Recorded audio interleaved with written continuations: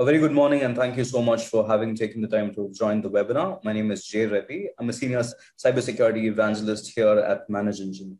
So today's webinar is probably at a very crucial point in time for the entire cybersecurity landscape. We're talking about attacks happening day in, day out. The number of attacks happening has seen a sudden surge in the last couple of months with the whole lockdown, with the whole pandemic at play. Organizations are finding it super difficult to defend themselves. That was the idea that inspired us to put this webinar together. Essentially, what we'll be trying to understand through the session today is to get into the mind of an attacker, get into the operations of how an attack unveils itself, and where exactly can we, as a cybersecurity expert, trying to defend and keeping the lights on for our organization, step in and stop the attack from progressing any further or mitigate the damage as it may occur. So that is the idea behind today's webinar. Thank you once again for taking the time to join the webinar. The session is being recorded. If you have questions coming up during the course of the webinar, we've got a chat window. On to your right, you can drop me questions. Rest assured, we'll have them answered towards the end of the webinar. Right, so today's session is understanding the cyber kill chain. And it's a series of 8 stages. It essentially breaks down the thought process of an attacker inside your organization. It helps you understand where do they start, how do they get in, what do they do, how do they attack, how do they exfiltrate and whatnot. And with that understanding, you'll kind of be in the know. You can be a few steps ahead when it comes to defending your organization or having measures in place, or even for that matter, risk assessing your current scenario and seeing what you can do about it. So it involves a series of steps. Obviously, there are going to be certain tactics that you'll need to have in mind. There is also going to be understanding the tools that will essentially help you get the job done. And we'll go on to see what sort of attacks can be mitigated with this whole cyber kill chain framework. In my opinion, pretty much all cybersecurity attacks, the ones that are at least common out there, the ones that are going on right now, can be mitigated if this framework is in place. In fact, the whole cyber kill chain has been a part of many other cybersecurity frameworks, like the NIST cybersecurity framework that takes inspiration from this. So it is a very straightforward one. It's more of a philosophy, something along the lines of, let's say, zero trust. We keep hearing about how to go about trusting users inside our organization. So we try to understand what happens during an attack and where exactly can we step in and how does the kill chain work? How do you stop it? That's the whole idea right here. So it's a series of 8 steps. The whole idea of a kill chain is if you are able to step in one of these earlier stages, whether when the attacker is trying to recon, whether when the attacker is trying to weaponize against your organization or probably deliver a payload, if you're able to get in ahead of the attacker in one of these stages, you will be able to break the attacker's entry into your organization. That is the idea right here. So what I'm going to do is I'm going to take some time in unpacking each of these steps. I'm going to give you the method or the whole walkthrough as to how an attacker would go about in a specific stage. And then I'll counter that with tools, tips, maybe even steps on how to defend against a specific stage. That is going to be the agenda for today's webinar. We have 8 different stages. I'll walk you through the 8 stages and I'll give you the countermeasure for each of these stages. The first one is reconnaissance. So this is the most basic stage. The attacker tries to understand what geography or landscape or real estate or resources with he or she is working with. They try to understand your organization in ways that could give them that privilege or that one edge into getting into your organization. There are many ways that they go about doing it. It can be online, it can be offline. Attackers go on to the extent of establishing personal relationship with users inside your organization. They gain their trust, they can get in, they can perform offline reconnaissance like that, but many a times it's online. They start with some sort of primary research. If it's a passive recon, they try to use indirect means to gather data. Most of the times it could be, let's say, a publicly available information. It could be something about a merger or an acquisition that your organization recently underwent. And you know the kind of stress IT has to go through if it is a merger or an acquisition. We absolutely understand the whole workload that comes along with it, managing user identities, reprovisioning users and whatnot. So such information can be super helpful to attackers because they know that these are unclear and uncharted waters for organizations, and there are going to be one or other loopholes or avenues or entry points for these attackers to get. And that's how they do passive recon. They keep a lookout for changes that are happening in that one target organization that they're looking for. If there's any information at all that is available that they can use to their advantage, they will not shy away when they're doing reconnaissance. And active reconnaissance is proactive. They are going to try and sort to means to break into your organization with one first touch point. It could be something like, let's say, some user's social media account being compromised and one of your applications using social login, or users bring their own identities these days, don't they? So if one of your applications had a social login, and if one of these users' account had gotten compromised, that's an easy entry point for them to get hold of company resources or company details and whatnot. So that's an easy entrance point for users. And when it comes to active reconnaissance, attackers also resort to finding out inactive users in your organization, ones that exited from your organization. And if there's any backdoor that they could get their hold of, absolutely, that's where they'd get started. So when it comes to reconnaissance, this is the first stage. All that the attacker tries to do is to understand the whole ecosystem of your IT, see where are the vulnerabilities in place, what are the critical resources in your organization, and how do they ensure an access into your organization. So we'll go about understanding how to defend against this. The obvious answer is to start something simple, which is to get your users educated about their identities online. In terms of policies with respect to what can be shared on social, who can they network with when it comes to organizations using social media accounts or social logins for their resources as well. So you will need your users to be wary of these malicious actors. They need to be notified, and the only way to go about doing it is educating your users. You necessarily can't stop them from befriending someone online, but you can give them best practices and see, or at least if you can work a way to have a second factor of authentication, let's say MFA, if the social media account gets compromised too, if the social login gets compromised too, you would have an MFA at least to defend. So the best thing to start is to limit public info on social media. It could be about your company. If you're a public company, there's not much you can do about it. But if your users can not reveal a lot, or give away information, or befriend people, or fall for one of these social engineering scams, that's something that you can definitely not worry about. One less thing to worry about. And when it comes to offboarding users, that's the next thing. Like I told you, attackers are going to look for inactive accounts. These are easy targets for them to intrude into your organization, because many a times these inactive accounts still tend to have credentials or privileges in the organization, or there are some entry points and touch points to critical resources that these inactive accounts have. Maybe the organizational policy can require you to retain inactive accounts, but my suggestion would be to quarantine them, strip them of their rights, even if they're inactive. So such proper offboarding is important. It can be absolutely the other way around, where an existing user who left the organization with a rogue intention has access, or a backdoor access still there in place. So that could also be a reason, a very strong motivator for you to offboard, perform a clean AD offboarding. That's the whole idea right here. And when it comes to firewalls, obviously they are probably your first line of defense. You can look at implementing next generation firewalls. You can stop Tor traffic. Obviously, users are getting smart.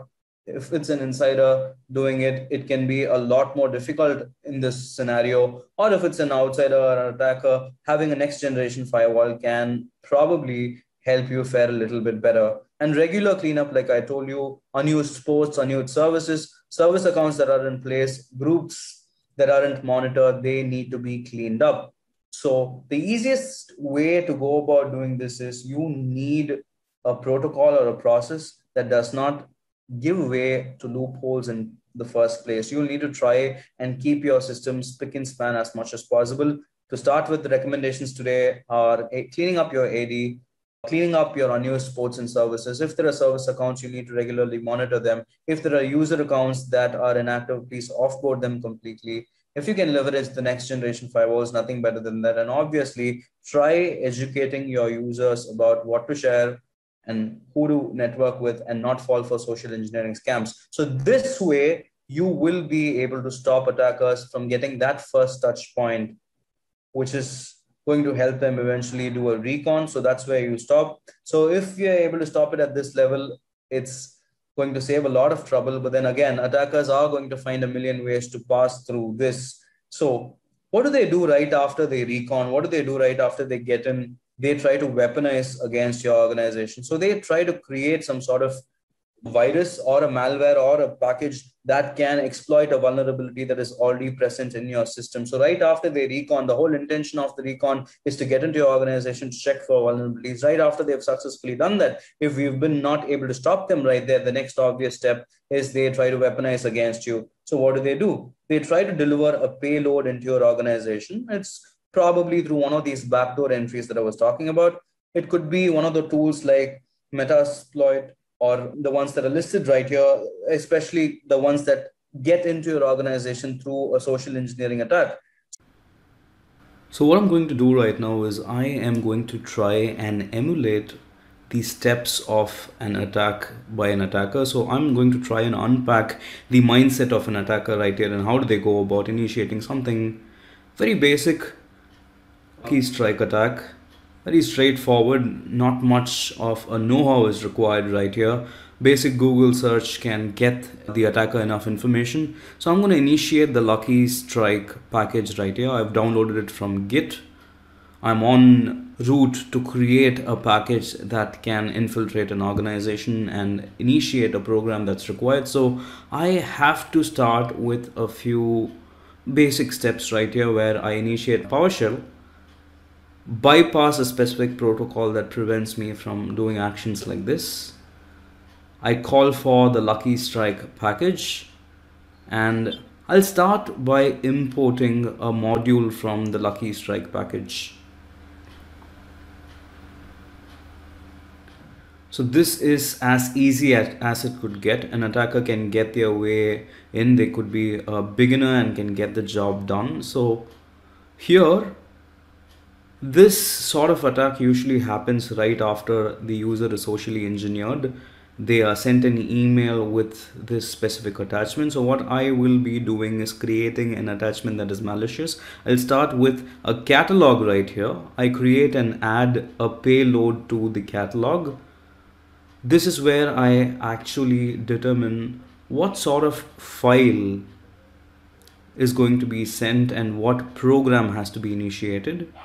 I have a couple of options for the payload. It could be a shell command, it could be a PowerShell script that runs, or it could be an executable or a COM scriptlet.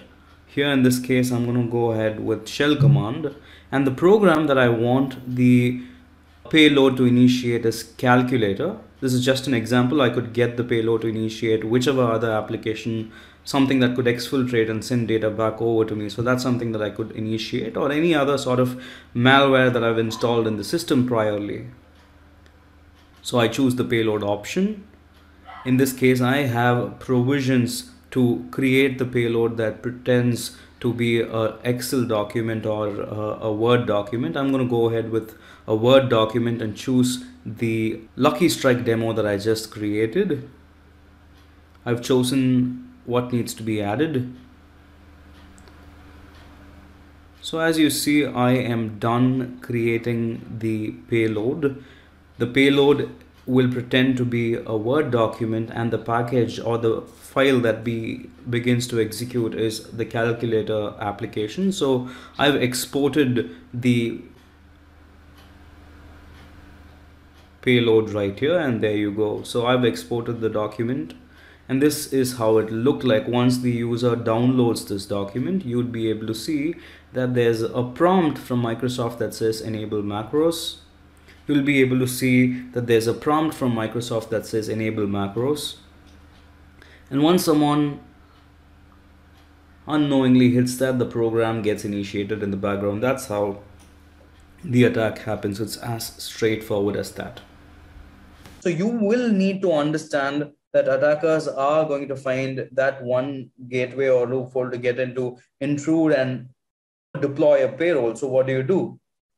Simple as that. You start with basics. You start by stopping malicious looking emails. You start by not letting them send your users or let your users even download payloads that are a part of attachments in their email communication. Simple as that. You start by leveraging DLP rules. You ensure that there are malwares lost in your Office 365 setup. Maybe through and through, you will need a provision to start web filtering. That is the most important thing right here. And when you try to do this, you can prevent spam emails and malicious emails. That's a basic thing, but you will have to go above and beyond. And if you can have some sort of threat intelligence that is associated, that demarcates the bad sites and stops such blacklisted domains, nothing better.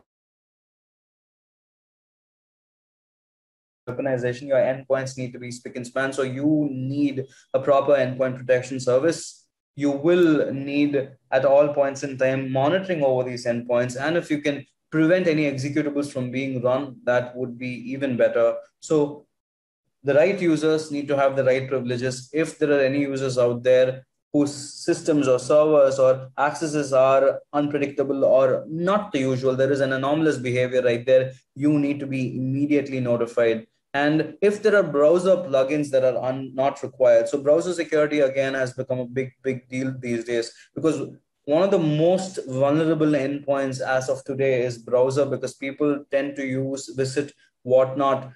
The whole idea of browser security comes in the picture, disallowing users from installing unsafe packages. Let's say Google Chrome, it has a default provision to block such unverified packages, but users can go get into dev mode, see what, just get their hands on and probably install a package that isn't safe.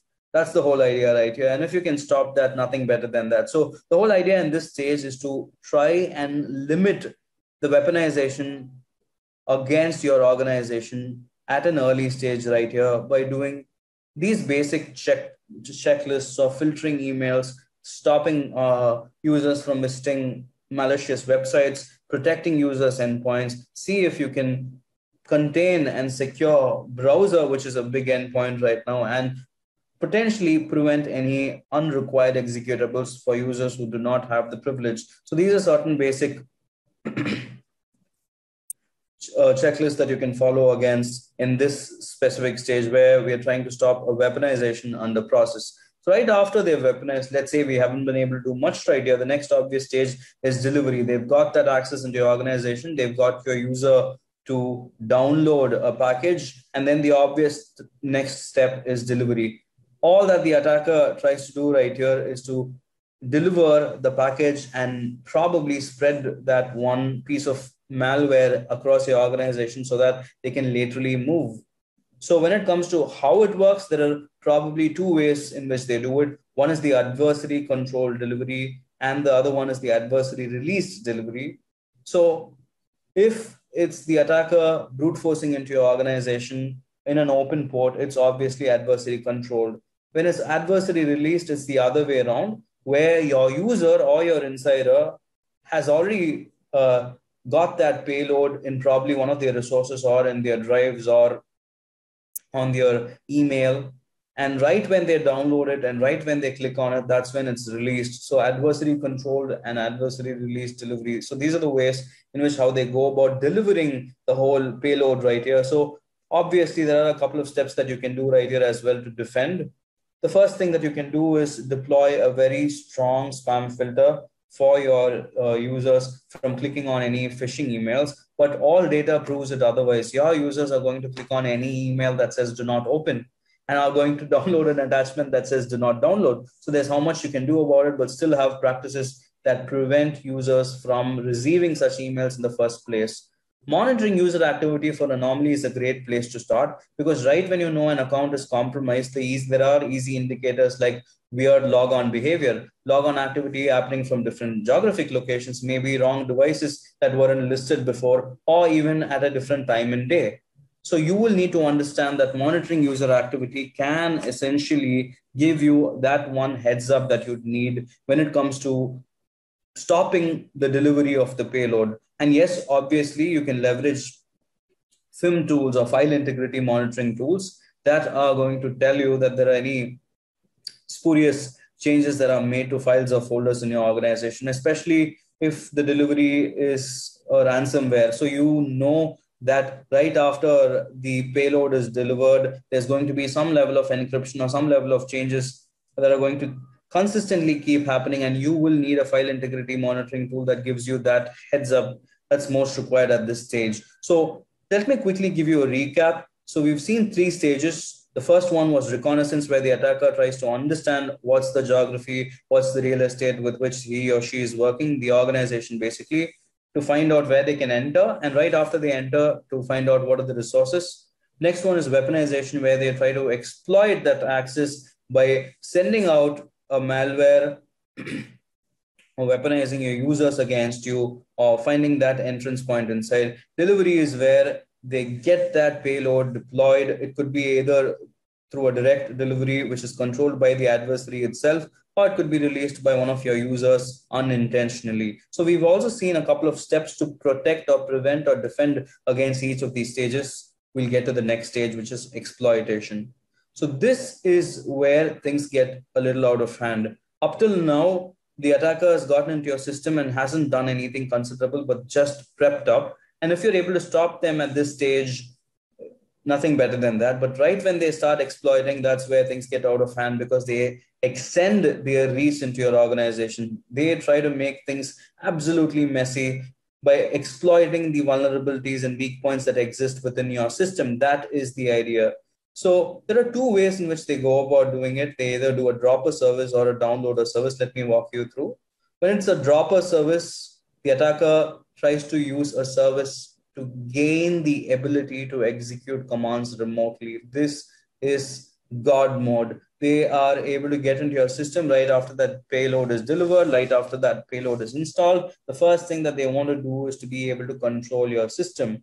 And they take all precautions to ensure that your security systems don't alert, don't red flag the attacker. They do it. And now of all times, it's become a lot more difficult to actually track these attacks as they are in progress, because your users are working remotely. They're working from different geographies. At times, I've noticed and spoken to people where they had to kind of water down their security policies just to ensure that their remote users have better accessibility. So we are at a place where it's very difficult to do or get that balance between usability and security, right? And attackers are taking advantage. So it's all the more important that we understand their operation means. And one such way that they go about doing is the dropper service, where they try to get hold of your system and establish an open line.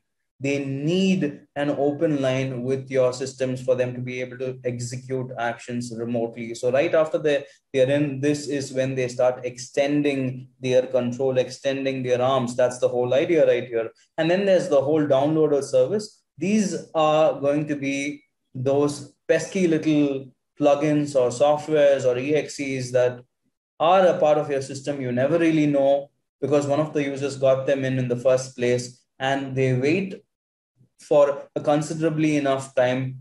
Probably in some cases, still they're given a signal or probably some sort of trigger from the attacker's end. And that's when they start installing programs or creating other pathways for the attacker. So the attacker tries to not restrict themselves with just one access point. They are going to try and make it as comfortable for them in terms of getting additional payloads installed, additional malwares installed, additional ports open for them to be able to get on with what they were in for, maybe exploiting user data or exfiltrating user data, or probably deleting data, whatnot, damaging intellectual property and whatnot. So this is how they go about doing it. When it comes to the malware, it could be one of these ways in which they get in. I'm going to give you a couple of ways to defend them.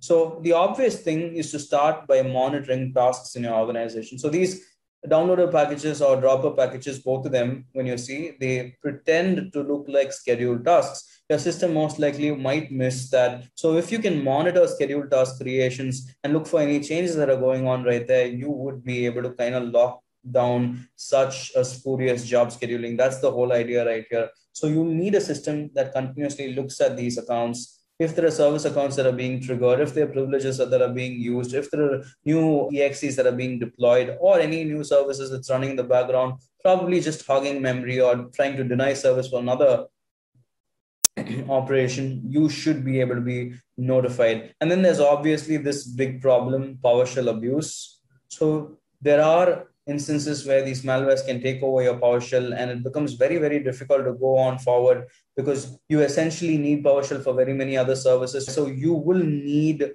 protected event logging, though worse things will happen. In spite of that, if you still want to do some good right there, probably even for a forensic analysis or a root cause analysis, you will need event logging enabled for PowerShell actions. So you can necessarily get hold of the situation and have alerts configured that tell you that there's some sort of deviated behavior when it comes to PowerShell actions. And then when it comes to leveraging dynamic data exchange, this is where you can get a little smart. You can create registry entries for programs like MS Office right here. And if there are any deviations right there or unnecessary changes or modifications being made, because these packages that I was talking about, in most cases, they get delivered as a document file or an XLS file. And there are going to be macros at the background that essentially are the malwares themselves, probably downloading the malware or whatnot. So if you can create registry entries for these commonly used programs, that could essentially help you save the day. So leverage dynamic data exchange. So that's the next suggestion that I have for you. When it comes to defending, you have three options right here, or three must-dos right here, I should say, against exploitation. One is locking down local job scheduling by monitoring scheduled tasks, and if there are any spurious activities, stopping them, preventing PowerShell abuse again by enabling event logging right there, and leveraging dynamic data exchange. If these are commonly used applications, it's a must-do step. All right. This is the fourth step, which is exploitation. The next one is installation. So right after they are into your system, they've started exploiting your resources. The attacker is going to go on and install whatever they need. In this stage, they need continuous access into your system. So they're going to resort to installing other solutions or other tools into your organization's network right here. Essentially, all these are done with the intent to retain their access so that they can't be kicked out. They create as many number of touch points for themselves. They modify security certificates so that they can install more programs. They create script files in your organization that are going to consistently run. And letting this spread in your organization can be the one that they're looking for. So if there are already any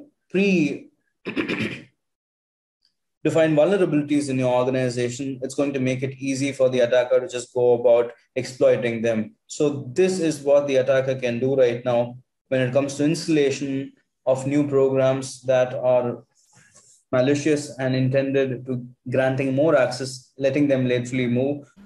So what I'm going to do is I'm going to try and emulate a password spray attack right here. The intention of a password spray attack is to compromise credentials of privileged users or other users alike. Now the requirement is I have already compromised. I am in that stage of the whole kill chain that I've entered into the organization, and I have provisions to execute PowerShell commands. I'm starting with a quick bypass on the PowerShell. I'll start with an import of a module from the password spray tool that I've downloaded from Git. It's straightforward and easily available for access. So I'm invoking and importing the module called domain password spray. It's a PowerShell script again.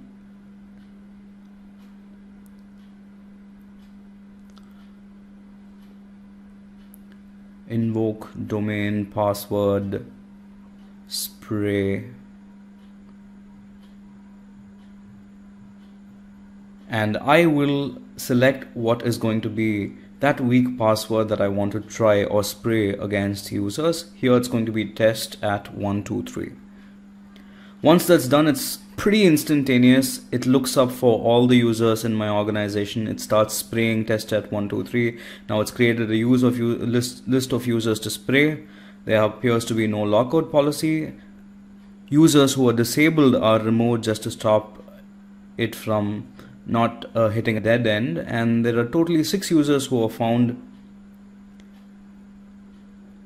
Perfect. So after having run, have the results right here. There's Steve Wozniak, Jack Dorsey, and client who are users inside the organization with test at 123 as password. It's as straightforward as that. It takes into account any account lockout policy just so that it does not trigger an unwanted account lockout. It can very much fly under the radar, right? Now what I want to do is I want to find out the list of all users in the organization, try and use a permutation and combination of different passwords so that my success rate is more and I crack through a privileged account. So I will start by removing disabled users. They are a dead end. I'm not going to have any use for them. So the list will not have any disabled users. I would also want to remove any sort of potential lockout possibilities for users whose lockouts are just one password or one wrong password away. I am having them removed, and I want the output file of the list of users to be in this specific format, which is a text file that is encoded in ASCII, a text file, a simple text file that I can use at a later stage to initiate the password spray attack for the entire organization. So these are handpicked users who are most vulnerable, and the ones using weak passwords, the ones who will not trigger a notification if there's a SIM tool. Accounts don't get locked out. That's the idea. And now my user list is going to get ready in no time. The list is created. Lockout policy is checked for. Disabled users are removed. I find 6 users. Since it's a test environment, I just have 6 users right here. In an ideal scenario, you'd have more. So let me see how the list looks like. There you go. I've got all the users in my organization, including the administrator right there. Right?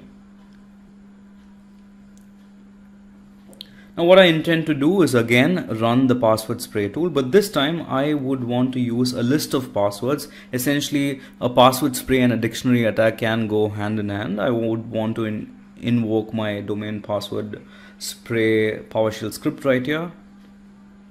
I would want to match it against the user list I've just generated.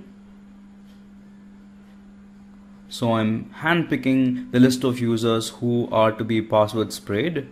I am selecting the instance from where, or the domain from where it's going to be run. The password list that has to be sprayed across is selected.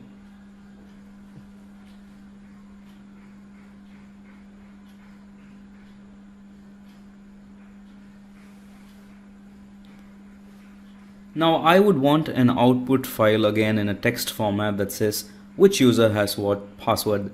It can't get any easier, can it now?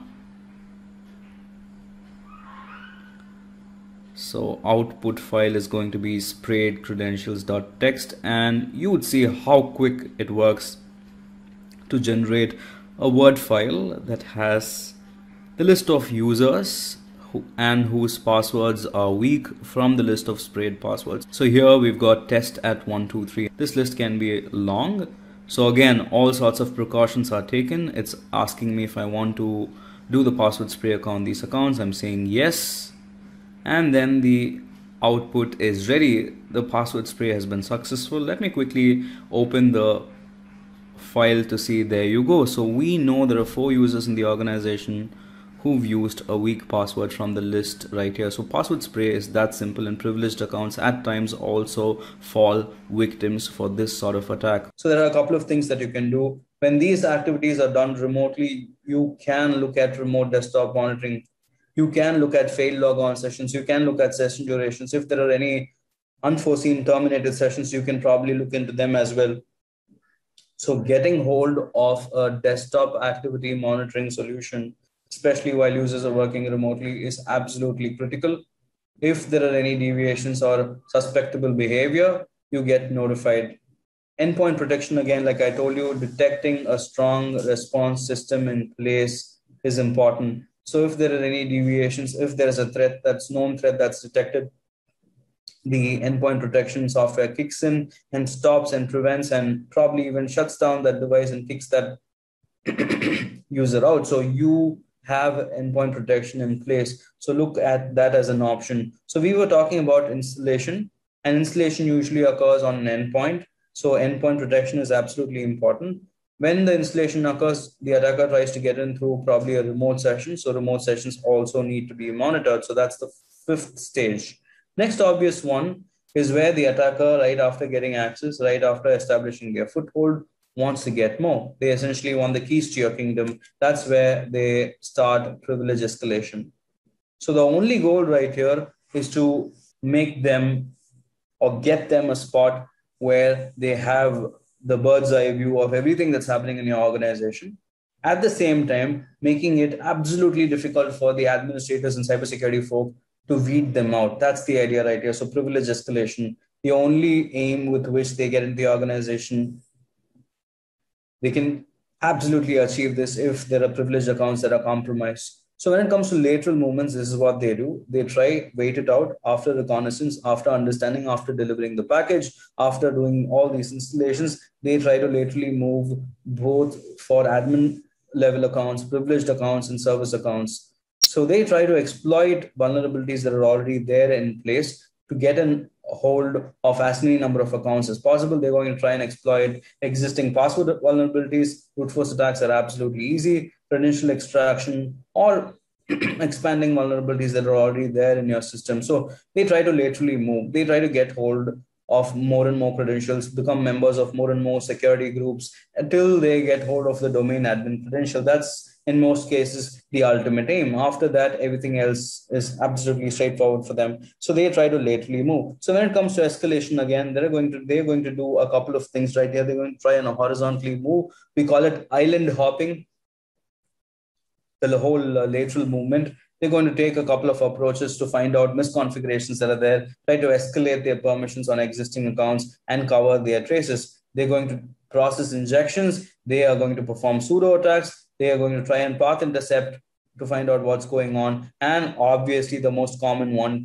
is to manipulate access tokens. So these are going to be the stages of the privilege escalation right here. They'll perform manipulations on access tokens, they'll intercept paths, they'll perform a pseudo attack and start injecting a process that is there to stay. So the simple way to go about especially preventing a privilege escalation, in my opinion, is to safeguard your privileged accounts with a philosophy that is foolproof, which is zero trust. In many cases, the biggest problem with privileged accounts is they're easy to compromise, and once they're compromised, your entire system is down. In most cases, this is so because there is an implicit trust relationship with these privileged accounts and your resources.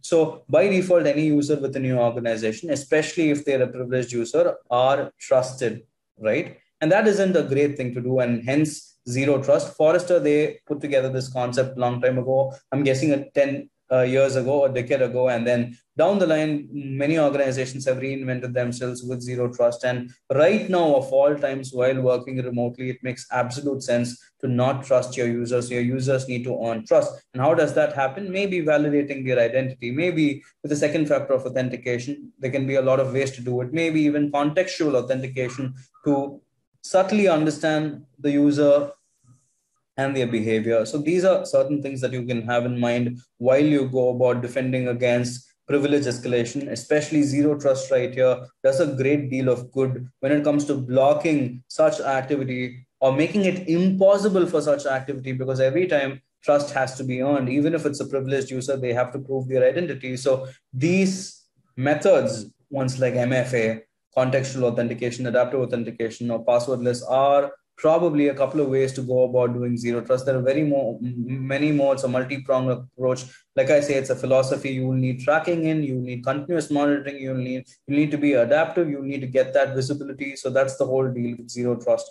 So that is the sixth stage in the whole process, the 8-step process. Being able to defend against escalation only happens if you have a zero trust framework in place. Absolutely works out in most cases. The next aspect of the kill chain is C2. We call it C2, which is command and control. This is the stage where things are absolutely out of hand. The attackers established an open line into your system. They've taken control over your system. They are accessing your environment as you speak, and they are starting to perform modifications to your network policies, starting to exfiltrate data and whatnot. So this is when they command and control. And when they go about doing it, there are obviously going to be resources that are compromised. They're going to establish a live link through one of these means, and The easiest thing to do at this point in time is to get your entire security gear up, use your risk assessment that you've done in the past, seal all loopholes.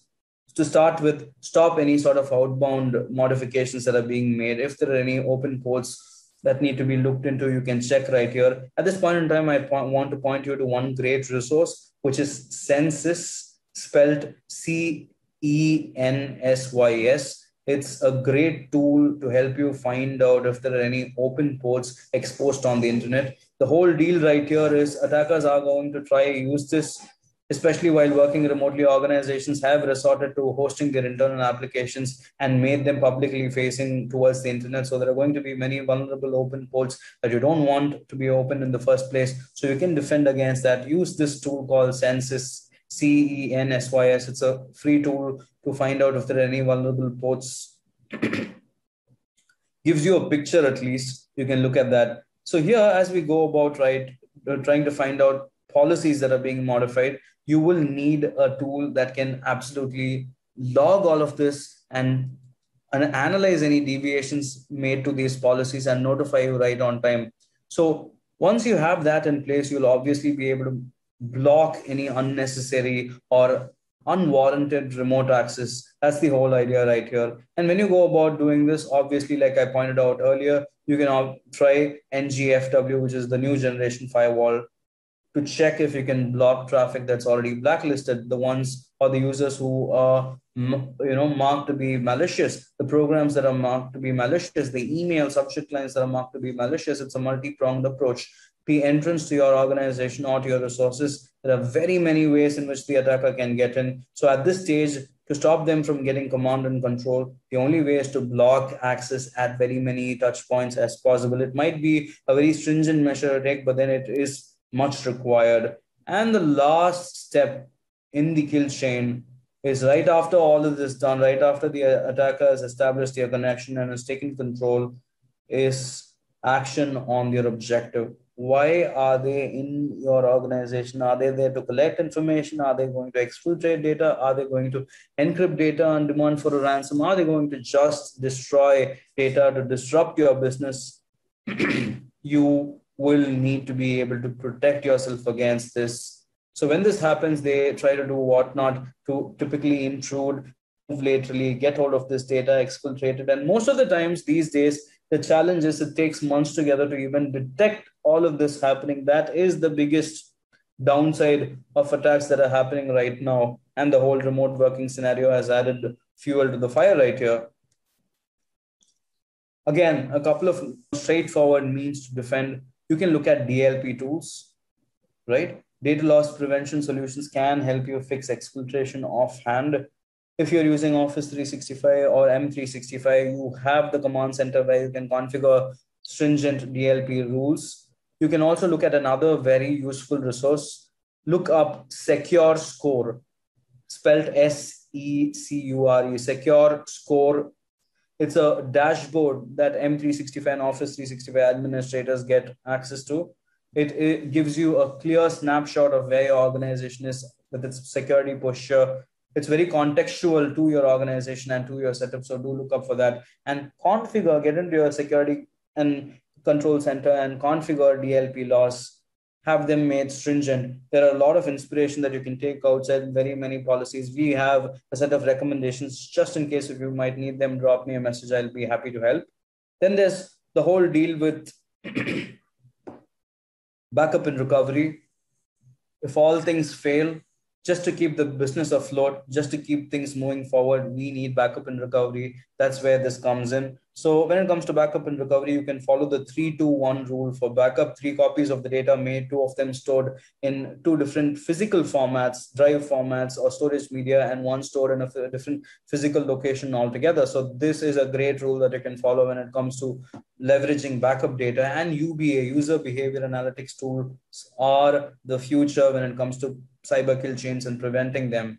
It analyzes user behavior, draws baselines for them, assigns a risk score, and if there are deviations that are established, you would not miss them. You would be able to get on top of the situation in any of these stages because it's powered by machine learning. It detects past behavior, it spots deviations, and stops them on the go. That is the idea right here. So as you go about applying the kill chain, you would need tools that could do this dynamically. Like I told you, UBA does the job for you. It can check your traditional environment, see if there are any untraditional sightings, and let you know. From Manage Engine, we've got 8360 and Log 360. Those are solutions that can essentially help you. I've got a couple of points right here as to what the solution can do. It can collect log, process it, draw baselines, detect anomalies, and keep you posted on any threats that are out there. When it comes to backup, again, 8360 can help you roll back to a previous instance. If you want to kick users out, you can do that. If there's any identities that are being tampered, you can roll back to a previous state with 8360. If there are item level restorations that need to be done, you can do that. If you want to go above and beyond the 80 recycle bin, you can always do that. If there's M365 that you're using, or if you're a hybrid organization with M365, Azure or AD, you can absolutely check that out as well. From a mailbox protection standpoint, the tool offers mailbox monitoring 24/7. It gives you reports on critical users, top targets, and if there are deviations, it tells you that as well. And mailbox auditing gives you unaccounted and unauthorized mailbox logon items, failed mailbox logon items, permissions that are being modified. When it comes to sender privileges, receiving privileges, whatnot, mailbox permissions, all of that gets accounted right here under mailbox protection. And password security is probably a must do. Going beyond the basic policies of passwords or complexity of passwords is very important. Look for solutions that can make that more stringent. And if you can have conditional access policies, taking context into account, taking risk into account, looking at the geographical location into account, and the biometrics into account, nothing better than that. So do look for solutions that can do. Manage Engine obviously can help you right there, and enabling MFA for your applications, for your Windows logon, for your remote logon can be easy steps for you to prevent an attack on the go. So breaking the kill chain is our priority today. We understood what are the stages in the kill chain. I kind of tried to walk you through the attacker's mind and gave you a couple of recommendations for each of these stages. It's obviously more of a company level cultural change when it comes to zero trust philosophy or any other cybersecurity philosophy, or even implementing this framework. You will need to take into account that educating your users is of the top order priority. You can go about setting these policies all you want, but do try to seal the weakest link in your organizations, which is your user. Thank you so much for being such a wonderful audience. I hope this session was useful. You can drop a message right here on my email ID. I've got a truckload of resources around the cybersecurity kill chain and how to go about doing an assessment in your organization before you do the whole cybersecurity kill chain. Do let me know if you need any of those resources or have any questions pertaining to any stages. I'd be happy to help. For now, I'm on the chat. Thank you so much, guys. You've been a lovely audience.